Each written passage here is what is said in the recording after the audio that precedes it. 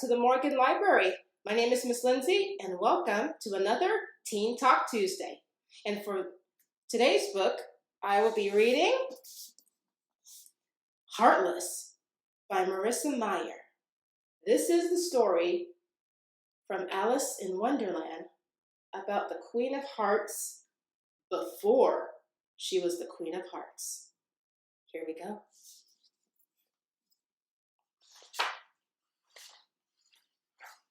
Heartless. Chapter 1. 3 luscious lemon tarts glistened up at Catherine. She reached her towel-wrapped hands into the oven, ignoring the heat that enveloped her arms and pressed against her cheeks, and lifted the tray from the hearth. The tart's sunshine filling quivered, as if glad to be freed from the stone chamber.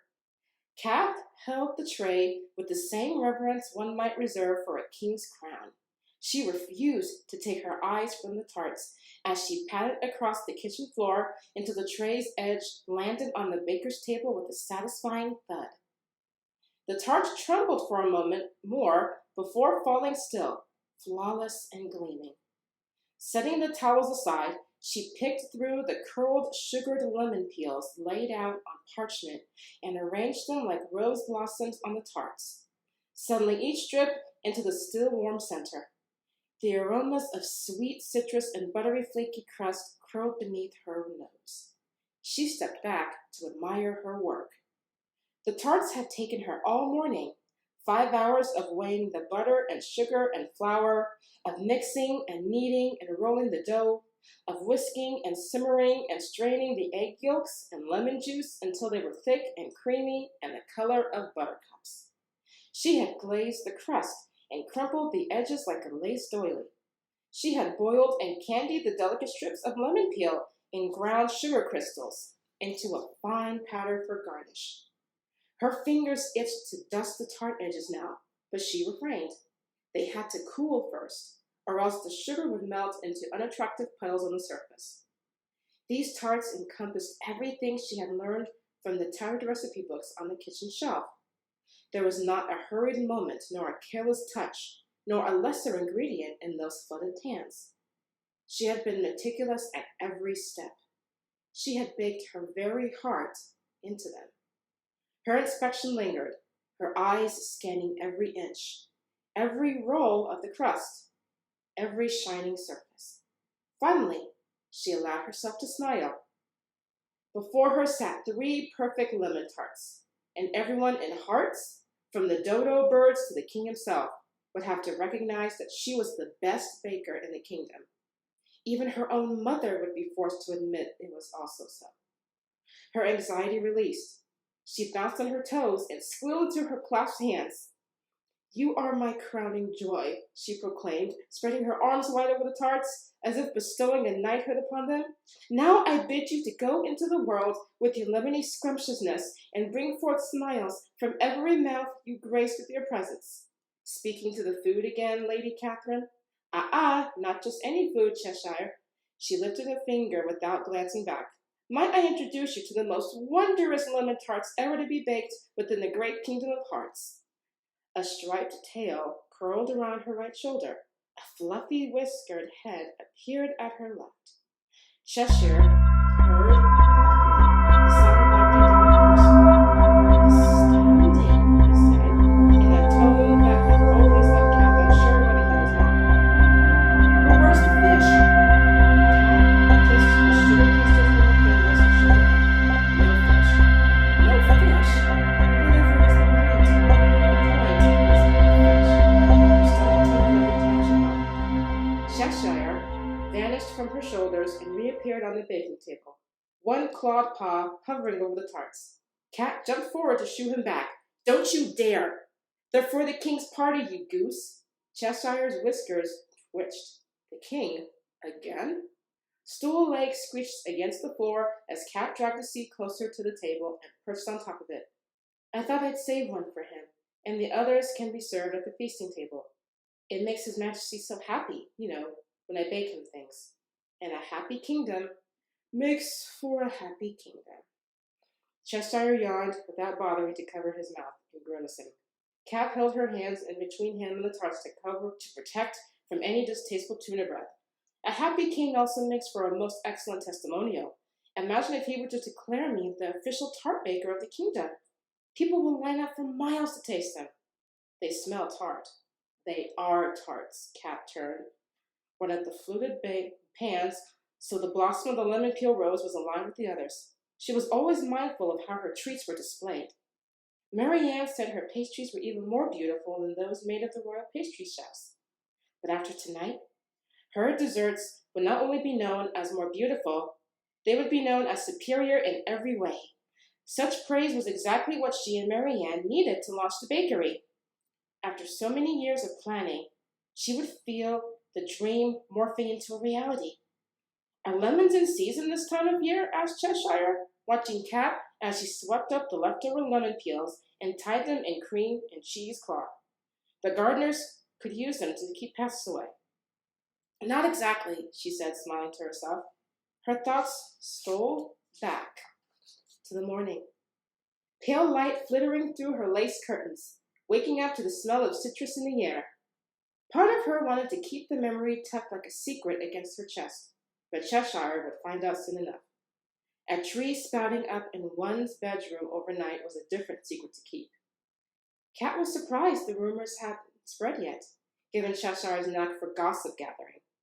Perhaps he'd been too busy snoozing all morning, or more likely, having his belly rubbed by the maids. They're from a dream, she confessed, carrying the tarts to the pie safe where they could finish cooling. Cheshire sat back on his haunches. A dream? His mouth slid open into a wide, toothy grin. Do tell. And have half the kingdom knowing about it by nightfall? Absolutely not. I had a dream, and when I woke up, and there was a lemon tree growing in my bedroom. That's all you need to know. She slammed the pie safe shut with finality, as much to silence herself as to prevent further questions. The truth was, the dream had been clinging to her skin from the moment she'd woken up, haunting and tantalizing her. She wanted to talk about it almost as much as she wanted to keep it locked up and all to herself. It had been a hazy, beautiful dream, and in there had been a hazy, beautiful boy. He was dressed all in black and standing in an orchard of lemon trees, and she had the distinct sensation that he had something that belonged to her. She didn't know what it was, only that she wanted it back. But every time she took a step toward him, he receded farther and farther away. A shiver slipped down the back of her dress. She could still feel the curiosity that tugged at her chest, the need to chase after him. But mostly, it was his eyes that haunted her, yellow and shining, sweet and tart.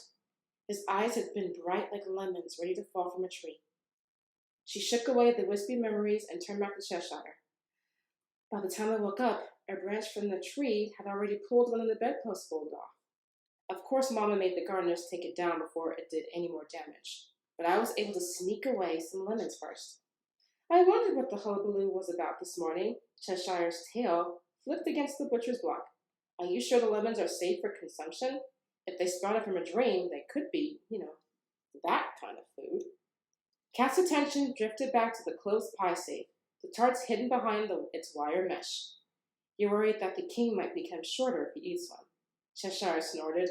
On the contrary, I'm worried that I will turn into a house should I eat one. I've been minding my figure, Giggling, Cat leaned over the table and scratched him beneath his chin. You're perfect no matter your size, Cheshire. But the lemons are safe. I bit one before I started baking. Her cheeks puckered at the sour memory. Cheshire started to purr, already ignoring her.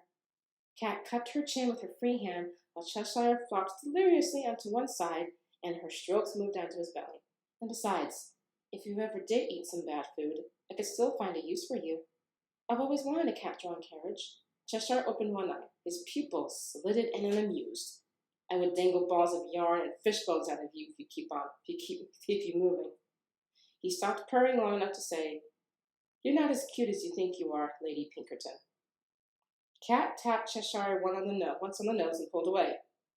You could do your disappearing trick and then everyone would think, My, look at the glorious bulbous head pulling the carriage down the street.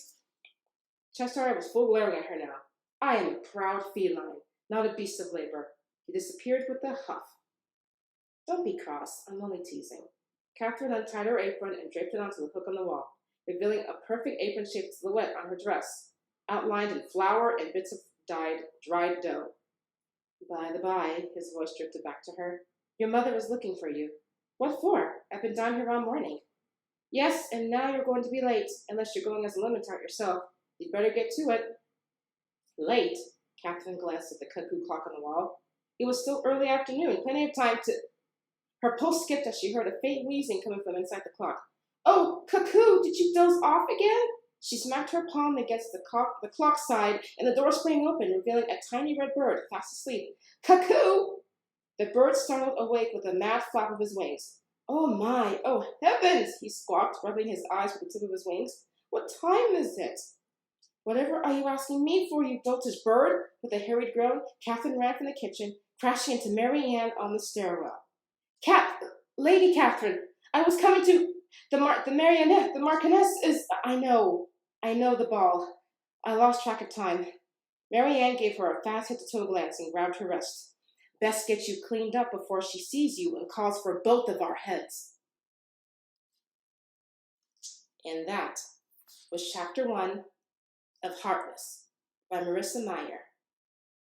I cannot recommend this book enough. I was on the edge of my seats. I was crying. This is the story of the Queen of Hearts before she was the Queen of Hearts. Thank you very much for joining me today, and I will see you next time. Bye-bye.